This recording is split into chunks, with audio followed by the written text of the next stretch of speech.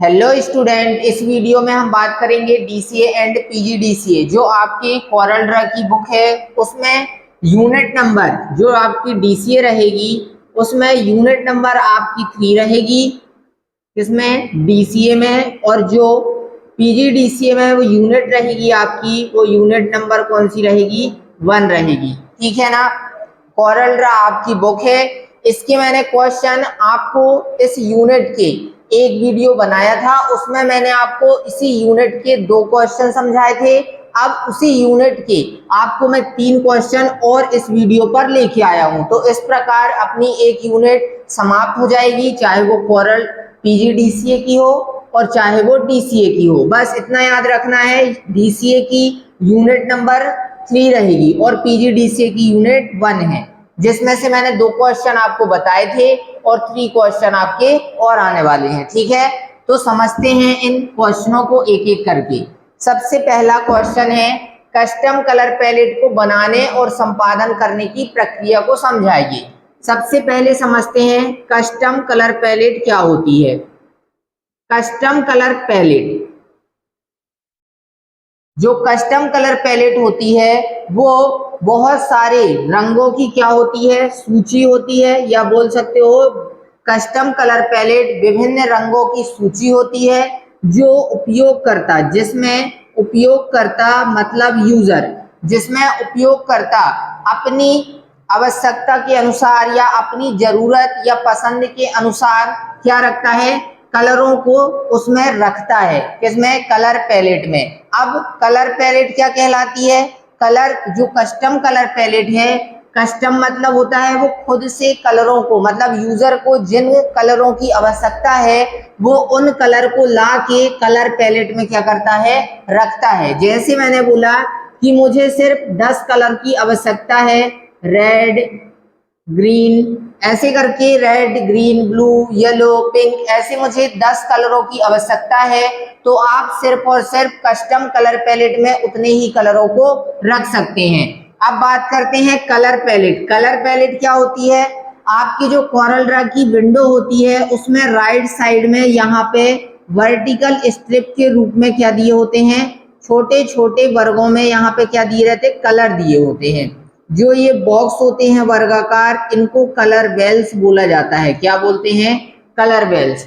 इसमें बहुत सारे क्या होते हैं? कलर होते हैं, तो उसी को कलर पैलेट बोला जाता है। अब यदि किसी ऑब्जेक्ट को बनाने के बाद उस ऑब्जेक्ट में, इस ऑब्जेक्ट या आकृति को सिलेक्ट करने के बाद आप कलर पैलेट के किसी भी कलर में लेफ्ट क्लिक करते हैं माउस से, तो इस ऑब्जेक्ट के अंदर कलर हो जाता है। मतलब फिल कलर का निर्धारण करने के लिए आपको माउस की लेफ्ट बटन कलर पैलेट के किसी भी कलर पर क्या करनी है? क्लिक करनी होती है। और यदि आउटलाइन कलर का निर्धारण करना होता है, किसका? आउटलाइन कलर का निर्धारण करना होता है, तो माउस की राइट बटन किसी भी कलर में आप क्लिक करेंगे तो इसकी आउटलाइन में कलर होता है। ठीक। अब कस्टम कलर पैलेट को बनाने और संपादन करने की प्रक्रिया लिखना है। तो इसको बनाने के लिए आपको क्या करना पड़ेगा? तो उसके लिए सबसे पहले आपको टूल्स मेन्यू में जाना है। कौन सी मेन्यू में? टूल्स मेन्यू में। इस टूल्स मेन्यू की उप मेन्यू में आपको ऑप्शन मिलेगा पैलेट एडिटर का। ठीक है, इस पैलेट एडिटर ऑप्शन में आप क्लिक करोगे तो पैलेट एडिटर का ही आपके सामने क्या आएगा? Dialog box. इस पैलेट एडिटर के डायलॉग बॉक्स पर यहाँ पे लिखा रहेगा ऐड कलर, यहीं पे लिखा होता है एडिट कलर, और यहीं पे लिखा होता है आपका क्या? Delete colour. अब यदि आप अपने कलर पैलेट में कलरों को ऐड करना चाहते हैं तो उसके लिए ऐड कलर ऑप्शन में क्लिक करते हैं, तो आपके सामने एक और डायलॉग बॉक्स आता है जिसका नाम होता है सिलेक्ट कलर। क्या होता है? डायलॉग बॉक्स का जो नाम रहता है वो होता है सिलेक्ट कलर। अब यहाँ से आपको कोई एक कलर सिलेक्ट करके ऐड टू पैलेट में क्लिक करना होता है। किस में क्लिक करना होता है? ऐड टू पैलेट में। फिर यहाँ से आप इस डायलॉग बॉक्स को क्या कर दोगे? क्लोज। तो ये आपके पैलेट एडिटर में यहाँ पे वो कलर क्या हो जाता है? ऐड हो जाता है। जैसे मैंने यहाँ पे ये बॉक्स बनाए थे वर्गाकार, वैसे ही यहाँ पे भी वो बॉक्स की तरह इसमें कलर फिल रहता है, क्योंकि आपने सिलेक्ट कलर से क्या किया था, उस कलर को ऐड किया था। ठीक, इसके बाद एडिट कलर। एडिट कलर के लिए आपको जिस कलर में, जैसे मैंने बोला ये वाला जो यहाँ कलर है इसमें रेड है, लेकिन मैं इसको क्या करना चाहता हूँ, ब्लू करना चाहता हूँ, तो आप इसी कलर को सिलेक्ट करेंगे, एडिट कलर में क्लिक करेंगे तो पुनः सिलेक्ट कलर का डायलॉग बॉक्स आएगा। अब मैंने बोला ये रेड था, मैं इसे ब्लू करना है, तो ब्लू वाले में क्लिक और सिर्फ इसको क्लोज कर देना है। ठीक है ना। इसके बाद जो आपने रेड था कलर, वो क्या हो जाएगा, ब्लू। मतलब कलर को एडिट या किसी दूसरे कलर से बदलने के लिए आप एडिट कलर का उपयोग कर सकते हैं। ठीक है। इसके बाद जो आपकी पैलेट एडिटर विंडो में यहाँ पे बहुत सारे कलर हैं, उन कलरों को आप किसी कलर को डिलीट करना चाहते हैं तो डिलीट कलर ऑप्शन का उपयोग करते हैं। ठीक है ना। ये होता है आपका पहला क्वेश्चन। ठीक, अब बात करते हैं दूसरे क्वेश्चन की। दूसरा क्वेश्चन है कोरल ड्रा में टेक्स्ट को कॉलम में किस प्रकार विभाजित किया जाता है। कोरल ड्रा में टेक्स्ट को कॉलम में किस प्रकार विभाजित किया जाता है।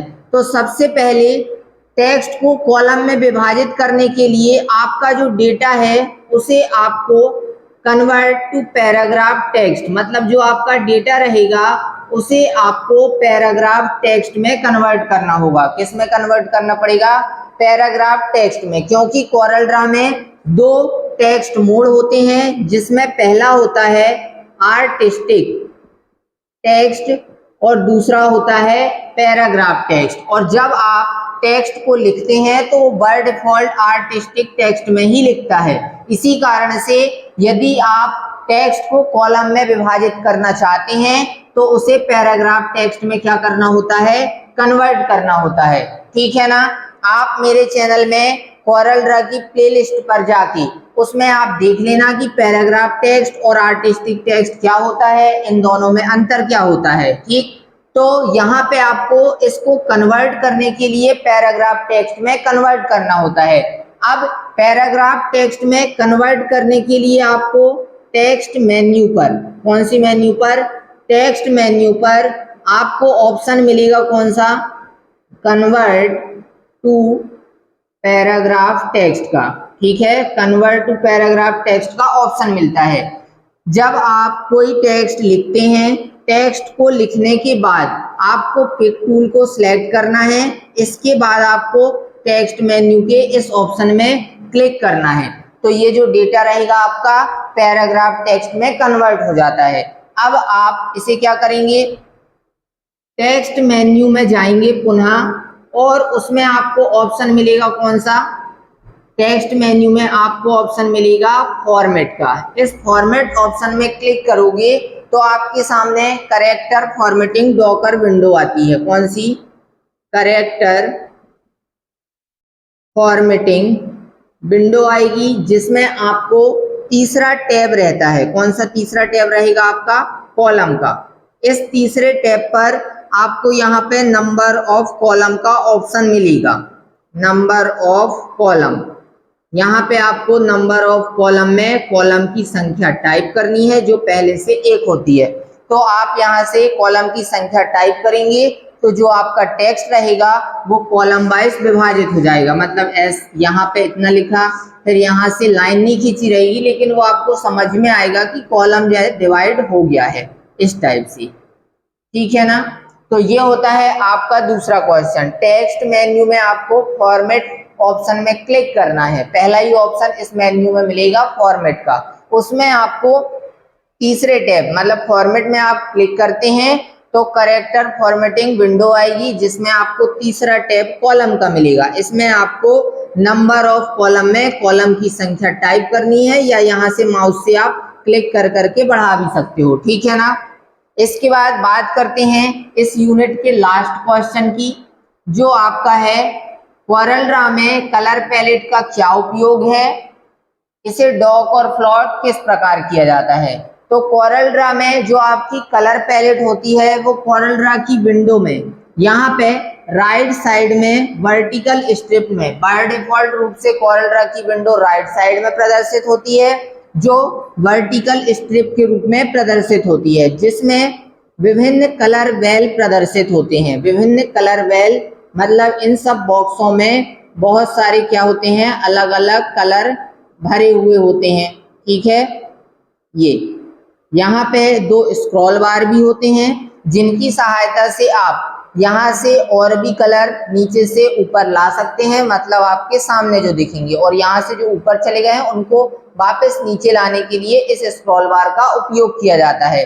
अब जो भी आप ऑब्जेक्ट को ड्रॉ करते हैं, मतलब कोई भी आकृति आपने बनाई, तो इस आकृति में हिल का निर्धारण करने के लिए किसी भी कलर वेल पर, मतलब ये जो यहाँ पे कलर हैं, इनमें क्लिक करोगे माउस की लेफ्ट बटन, तो इस बंद आकृति में क्या होता है, कलर होता है।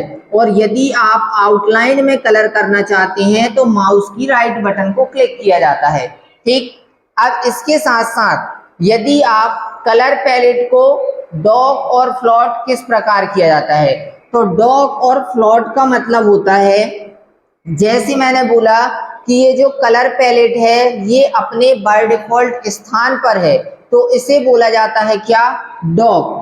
मतलब कलर पैलेट अपने यदि बाय डिफॉल्ट स्थान पर होती है तो उसे डॉग बोला जाता है, और जब इसे बाय डिफॉल्ट स्थान से स्क्रीन पर या मूव करने योग्य बना दिया जाता है, मतलब यहां से वहां मूव करने योग्य बना दिया जाता है, तो उसे क्या बोला जाता है, फ्लॉट बोला जाता है।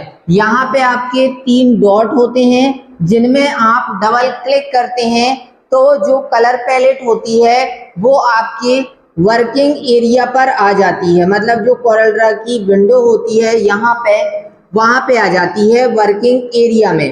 तो आप उसे क्या कर दिए, यहाँ से वहां मूव करने योग्य बना देते हैं, तो वो आपकी फ्लॉट कहलाती है। ठीक है, मतलब सिंपल सा, आप इन 3 डॉटों पर क्लिक करते हैं, तो 3 डॉट पर क्लिक करते ही वो यहाँ पे आती है, तो उसी प्रक्रिया को क्या करना बोला जाता है, फ्लॉट करना बोला जाता है। ठीक है, इसके साथ साथ इसी में आपका है अनडॉग। अनडॉग का मतलब होता है जब आपकी जो वर्किंग एरिया में कलर पैलेट है, तो वो उस वर्किंग एरिया में कलर पैलेट जो आपकी है, तो वो क्या कहलाती है, उस टाइम पे अनडॉक कहलाती है।